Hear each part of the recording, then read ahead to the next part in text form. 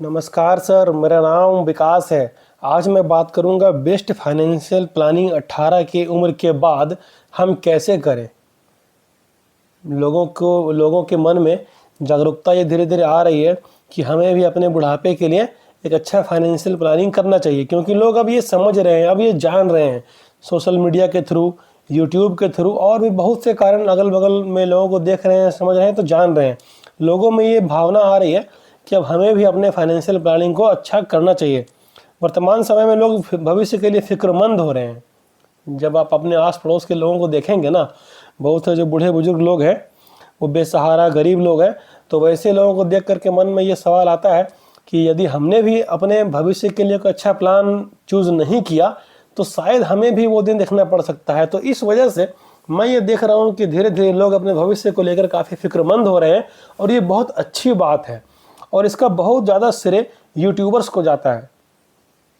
तो समय रहता यदि आपने फ्यूचर प्लानिंग नहीं किया तो भविष्य में आपके साथ भी वही होने वाला है। जो अभी आपके आसपास के जो बूढ़े बेसहारे गरीब लोग हैं, वैसा ही प्लानिंग आपके साथ भी होने वाला है। इसलिए आप समय रहते अच्छा प्लान कर लीजिए अपने भविष्य के लिए, ताकि आपको बाद में पछताना न पड़े। देखिए, कोविड जब से आया था ना 2020 में, तो कोविड के बाद से लोगों की परिस्थितियां काफ़ी बदल चुकी है। पहले लोग इतने फिक्रमंद नहीं थे, पहले लोगों को इतनी समस्याओं का सामना नहीं करना पड़ रहा था, बट कोविड ने हमारे लाइफ स्टाइल को पूरी तरह से बदल दिया है। लोगों के सोचने का जो नज़रिया है वो बदल दिया है। देखिए, हर किसी के लाइफ में ना जीवन में ऊपर नीचे हमेशा लगा हुआ रह रहा है, खास करके कोविड के बाद। कभी पैसों की दिक्कत, कभी बीमारी में फंस गए, डॉक्टर के यहाँ चले गए, कुछ न कुछ परेशानियां आए दिन लगते ही रह रही है। ये मैं देख रहा हूँ अपने आस पड़ोस में, अपने समाज में, अपने आसपास के लोगों में, कि कोविड के बाद कुछ ज़्यादा ही परेशानियां हो रही है। तो हमारी क्या दायित्व बनती है कि भविष्य को देखते हुए यदि हम समय रहते हुए फाइनेंशियल प्लानिंग ना कर ले तो हो सकता है कि आने वाले समय में हमें भी वैसी चीज़ों से गुजरना पड़े। एजुकेशन आप ले रहे हो, 18-20 की आपकी उम्र है।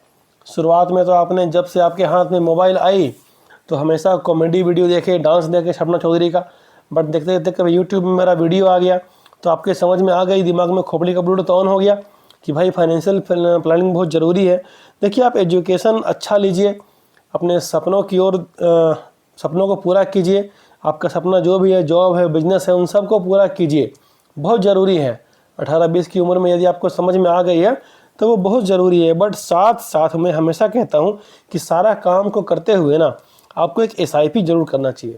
1000 से 1500 रुपये महीने की करने। मैं नहीं कहता हूँ कि आप स्टूडेंट हो, 18-20 साल के हो, 10,000 5,000 रुपये की SIP करो। आप 1000 से 1500 रुपये की SIP आराम से कर सकते हो यदि आप अपने जेब खर्च जो फालतू के हैं ना, थोड़ा सा उसे आप रिड्यूस कर दें जेब खर्च को। जो महीने में 2 बार मूवी जाना है तो 1 ही बार जाएंगे, सप्ताह में 2 बार खाना है रेस्टोरेंट में तो महीने में 2 बार खाएंगे। तो इस तरह से 1000 से 1500 रुपया रिड्यूस करके आप आराम से बचा सकते हो यदि आपके मन में दृढ़ संकल्प हो तो। इसमें कोई परेशानी वाली बात नहीं है, आराम से बचेगा 1000 से 1500 रुपया। और उस 1000 से 1500 रुपये को अभी से, 18-20 साल की आपकी उम्र है, यहाँ से यदि आप SIP में लगाना शुरू कर देना तो क्या होगा आपको खुद पे यकीन नहीं होगा। आप अपने ड्रीम को पकड़िए, आपको करना है कीजिए। गवर्नमेंट जॉब, बिजनेस करना है, डॉक्टर बनना है, इंजीनियरिंग करनी है, IAS IPS जो भी करना है, सारा का सारा काम करते रहिए। आपका जो भी टारगेट है, जो भी आपके गोल्स हैं, सारे को अचीव करने में लग जाइए। बट साथ साथ एक SIP 1000-1500 रुपये की खर्च को रिड्यूस करके करना है। मैं ये नहीं कह रहा है कि उसके लिए कुछ अलग से आपको कुछ करने की ज़रूरत है। आपका जो भी जेब खर्च है ना, वहाँ पे रिड्यूस करोगे तो 1000-1500 मिल ही जाएगा, उसमें कोई परेशानी नहीं है। और वहाँ से SIP में लगाइए। और पिछला मैं रिकॉर्ड दिखाता हूँ, पिछले 14 सालों का रिकॉर्ड। यदि आपने 1000 रुपये प्रति मंथ को इक्विटी स्मॉल कैप में डाला होता तो क्या होता। नंबर 1 पे आता है निप्पॉन इंडिया का स्मॉल कैप, जहाँ पे 14 साल पहले मतलब 2010 में आपने यदि 1000 रुपये प्रति मंथ का SIP शुरू किया होता तो 1,68,000 रुपये जमा होता और आपके पास आज वैल्यू होती 13,35,000 रुपये की, 26.74% के CAGR से। मैं हमेशा क्या बोलता हूँ, 18 से 20% आपको पकड़ के चलना है। यहाँ पे क्या हो रहा है पिछले 14 सालों में 26.5% के रेट से। SBI स्मॉल कैप 24.5% के रेट से। जमा सेम हुआ 1,68,000 रुपया। यहाँ पे जो आज कॉर्पस है वो 11,28,000 रुपये की है। DSP के स्मॉल कैप में बना है 9,69,000। फ्रैंकलिन के स्मॉल कैप में 9,27,000 रुपया और क्वांट के स्मॉल कैप में 9,25,000 रुपया 22.5% के रेट से। मैं क्या कहता हूँ 18 से 20%। यहाँ कितना मिल रहा है? सारे में 20 से ऊपर मिल रहा है, ठीक है। और यदि आगे बढ़ेंगे तो कोटक के स्मॉल कैप ने बनाया है पिछले 14 सालों में 1,68,000 रुपये को 9,21,000 रुपया, जबकि HDFC के स्मॉल कैप ने बनाया है 8,37,000 और सुंदरम के स्मॉल कैप ने 7,51,000 रुपये का कॉर्पस बनाया है। पिछले 14 सालों का रिकॉर्ड है। इन सभी का यदि आप एक कॉमन चीज़ देखेंगे तो जो CAGR है, जो सालाना रिटर्न है, वो 20 से ऊपर का है। तो आपकी उम्र यदि 18-20 साल की है और आपके पास तो लंबा समय है, तो लगातार 1,000 1,500 रुपये महीने में डालते रहिए SIP में।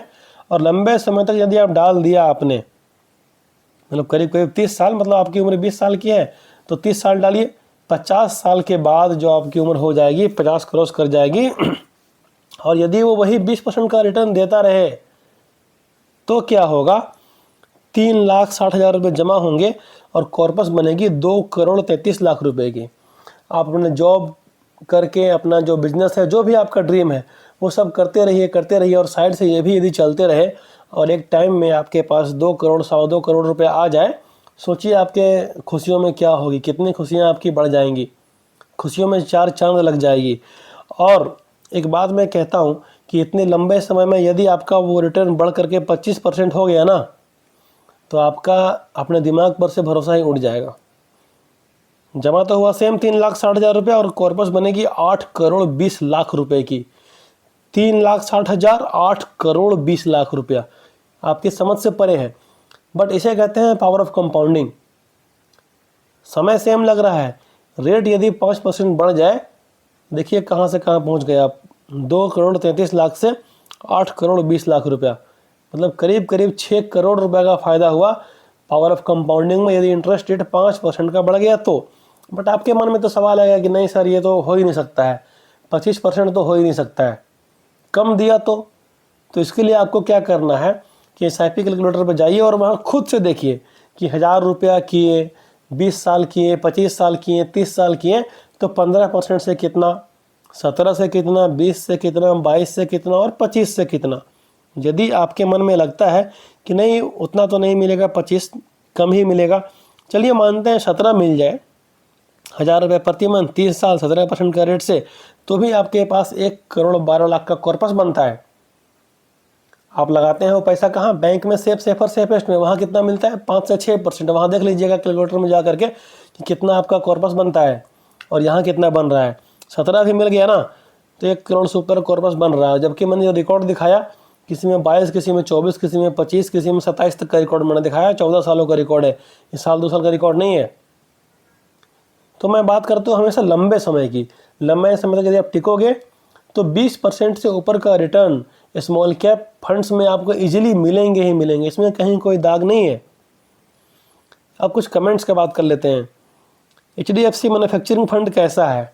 देखिए, मैं हमेशा कहता आया हूँ, शुरू से कहता आया हूँ, किसी भी खास पर्टिकुलर फंड जो कि किसी खास सेक्टर में पैसा लगाता है, वहाँ पे पैसा नहीं डालने का। पैसा आपको कहाँ डालना है? स्मॉल कैप, मिड कैप में। क्यों डालना है? क्योंकि जो फंड मैनेजर होते हैं ना, उनको भी थोड़ा चांस मिले अच्छा स्टॉक लेने का। और आपने लगाया कहाँ पैसा? मैन्युफैक्चरिंग फंड में। तो मैन्युफैक्चरिंग वाले जो स्टॉक हैं, आपके मैनेजर, फंड मैनेजर जो है, वहीं पैसा आपका लगाएंगे। तो जाहिर सी बात है कि वो अभी अच्छा रिटर्न दे रहा है या आगे अच्छा रिटर्न नहीं देगा, ये स्वाभाविक सी बात है। तो मैं हमेशा कहता हूँ कि यदि आपके पास समय है तो स्मॉल कैप, मिड कैप की ओर जाइए।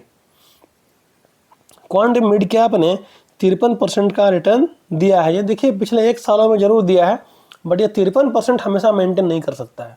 हाँ, लंबे समय में देखिएगा, यदि क्वांट मिड कैप का ही देखिए आप, सिंस इंसेप्शन से, जब से ये शुरू हुआ तब से कितना दे रहा है, तो आप यहाँ पाएंगे कि 20-22% का आपको इजीली मिल रहा है, जो कि बहुत ज़्यादा है। 18 से 20% भी यदि आपको मिल जाए ना, तो आप करोड़पति बन जाइएगा बहुत जल्दी। सर मेरा पोर्टफोलियो थोड़ा रिव्यू कर दीजिए। मैंने SIP चालू किया है 20 साल के लिए, मेरी उम्र 27 साल है। कौन कौन से फंड में? Parag Parikh flexi cap 1000, Motilal Oswal mid cap 500, SBI Magnum mid cap 500, Nippon India small cap 500 और ICICI पोटेंशियल वैल्यू डिस्कवरी 500। देखिए सारे के सारे फंड अच्छे हैं, बट ये जो वैल्यू डिस्कवरी है ना ICICI का, यहाँ से बाहर निकल जाइए और ICICI के स्मॉल कैप में शिफ्ट हो जाइए। क्यों हो जाइए? क्योंकि ये एक सेक्टोरियल फंड है। जो वैल्यू डिस्कवरी फंड है सेक्टोरियल फंड है, यहाँ पर रिटर्न आपको भविष्य में भी उतना अच्छा नहीं मिलेगा और आपके पास तो 20 साल का समय है। तो इस फंड को आप चेंज कर दीजिए, वैल्यू डिस्कवरी से हट करके ICICI के स्मॉल कैप में चले जाइए, वहाँ पे आपको बेहतर रिटर्न मिलेगा, इस बात की मेरी गारंटी है। म्यूचुअल फंड SIP के बारे में अगर कुछ जानना है तो आप मुझे इस नंबर पर व्हाट्सअप कर सकते हो। यदि वीडियो पसंद आए तो वीडियो को लाइक करें, शेयर करें, चैनल को सब्सक्राइब करें। मिलते हैं आपसे अगले वीडियो में, तब तक के लिए बाय और जय हिंद दोस्तों।